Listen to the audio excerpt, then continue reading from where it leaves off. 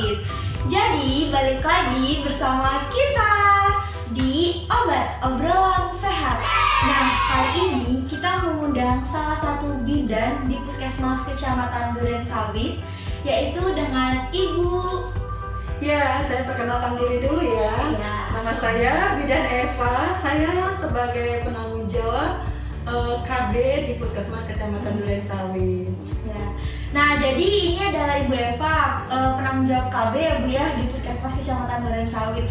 Nah, kali ini kita bakal tanya-tanya seputar KB karena hari ini adalah Hari Keluarga Nasional. Bener ya Bu ya? Hari Keluarga Nasional. Ya, jadi singkatannya apa Bu?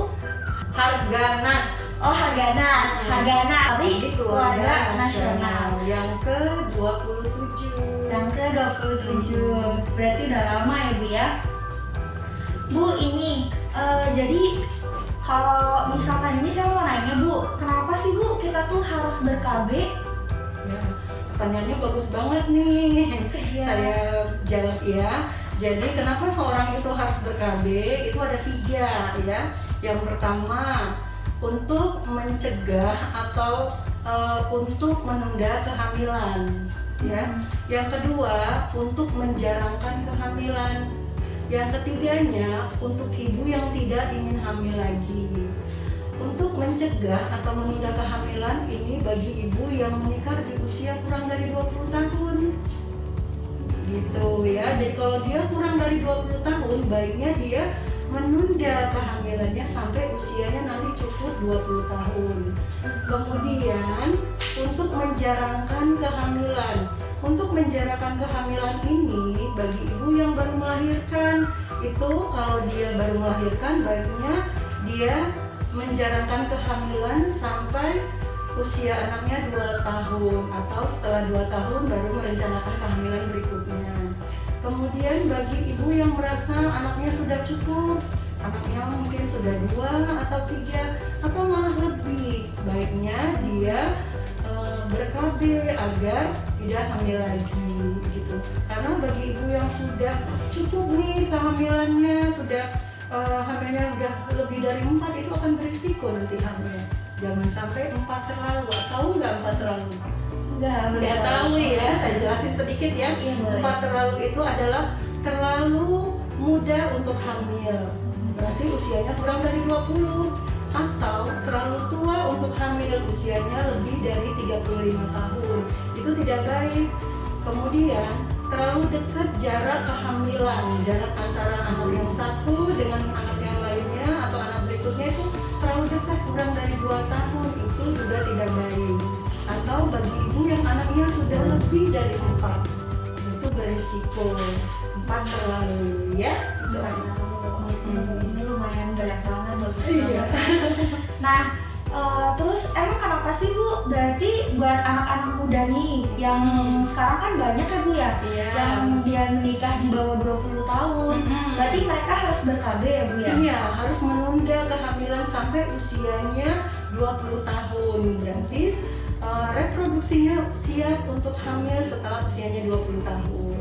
Gitu. Nah, ini kan berarti kan ada yang buat menjarangkan ya, Ada ya. menjarangkan. Terus juga ada yang untuk mengurangi, maksudnya bukan mengurangi sih kalau misalkan emang sudah terlalu banyak, Iya. kalau bisa ber-KB. Nah, ini KB-nya tuh emang harus sama semua atau emang banyak macamnya sih Bu? Oh, iya. KB-nya? Saya jelaskan ya macam-macam KB. KB itu ada bermacam-macam. Satu ada pil, yang kedua itu ada suntik, yang ketiga ada IUD atau yang dikatakan orang spiral. Kemudian yang keempatnya adalah implan atau susuk. Yang kelimanya adalah ada yang namanya MOW atau MOP. Ini adalah metode operasi untuk wanita dan pria. Tuh. Nah, Bu, insya Allah kan ya Bu ya, 1 tahun lagi saya bakal nikah. Doain ya Bu, ya walaupun jodohnya masih OTW. Jadi Bu, saya juga mau ber-KB nih Bu. Nanti kalau misalkan ini kan istilahnya kita dapat ilmu dulu ya Bu ya, belajar dulu sebelum nikah. Nah, kalau misalkan nih saya udah punya anak 2, tapi saya takut gendut Bu. Soalnya kan banyak banget orang-orang yang bilang ih saya takut KB nih soalnya takut gendut. Kira-kira KB apa sih Bu yang cocok istilahnya biar nggak bikin gendut gitu Iya. Bu?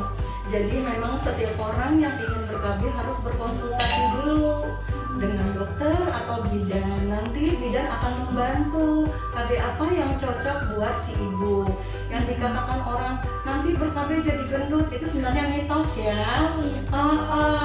Ya dulu dibilang orang kalau KB hormon nanti jadi gendut loh. Iya, gitu. benar. Atau KB yang apa ya seperti pil suntik kayak gitu nanti gendut loh, enggak juga ya. Jadi komposisi obat itu sekarang udah diperbaiki. Jadi itu adalah mitos. Jadi nggak usah khawatir nanti dipilihkan yang terbaik atau yang tepat untuk seseorang. Berarti ini tambah ilmu lagi ya Bu ya. Jadi lumayan nih nampung ilmu sebelum nikah kan Bu. Nah Bu, terus misalkan saya udah nikah nih, terus gimana sih Bu awalnya saya KB itu harus kemana dulu, gimana caranya gitu Bu? Ya, pastinya setiap perempuan itu kalau mau ber-KB yang tadi saya bilang konsultasi dulu ke bidan atau dokter dan dipastikan seorang itu tidak lagi hamil. Ya kalau lagi hamil pastinya nggak boleh KB ya. Tapi setiap perempuan itu bisa nggak tahu, aduh aku hamil nggak ya, kayak gitu kan nggak tahu ya. Makanya dikonsultasikan dulu. Atau kita datang pertamanya itu pada saat kita menstruasi. Kalau menstruasi pastinya kita tidak lagi hamil gitu. Gitu, oke. Terus berarti pas datang lebih bagusnya itu pas lagi menstruasi. Oke. Banyak banget ilmunya ya Bu ya. Iya. Sebenarnya juga banyak banget sih. Kadang kan saya juga ketemu tetangga-tetangga saya, mereka tuh masih banyak banget yang bingung Bu, misalkan cara-cara KB kayak gitu. Terus kalau misalkan ini dia juga ada yang takut juga gitu kan Bu. Tapi berarti ini sih tambah ilmu banget ya Bu ya. Salah satunya yang tadi itu ternyata KB itu mitos ya Bu ya, tidak membuat gendut gitu. Karena apa namanya obat-obatannya juga sudah diperbaiki ya Bu ya. Diperbaiki komposisinya. Oke, gitu aja. Sangat menyenangkan sekali dan cukup menambah wawasan tentang perkabean kita hari ini ya Bu ya. Jadi teman-teman, untuk calon-calon yang mau menikah dan sudah mempunyai banyak anak, bisa datang atau berkonsultasi kepada bidan-bidan atau dokter-dokter. Nah, di Puskesmas Kecamatan Durensawit juga kita buka KB setiap hari ya Bu? Setiap hari, layanannya Senin sampai Jumat. Oh, Senin sampai Jumat. Nah, nanti kalau misalkan datang ke sini bisa ketemu dengan Bidan Eva. Iya. Oh ya Bu, terakhir nih Bu, kan ini banyak WFH ya Bu ya, lagi covid kayak gini kan. Terus banyak banget yang lagi pada libur dan ternyata tingkat kehamilan kan meningkat. Boleh dong Bu kasih pesan buat kita-kita yang lagi pada WFH nih Bu? Iya. Jadi memang nih banyak yang WFA ternyata akhirnya kehamilan jadi meningkat gitu ya. Mungkin kita buat ya COVID harus putus, KB jalan terus. COVID harus putus, kontrasepsi jalan terus. Wih, keren. Itu bagus banget ya Bu ya. Terima kasih slogannya. Iya, sama-sama. Sekali lagi kita ucapkan Selamat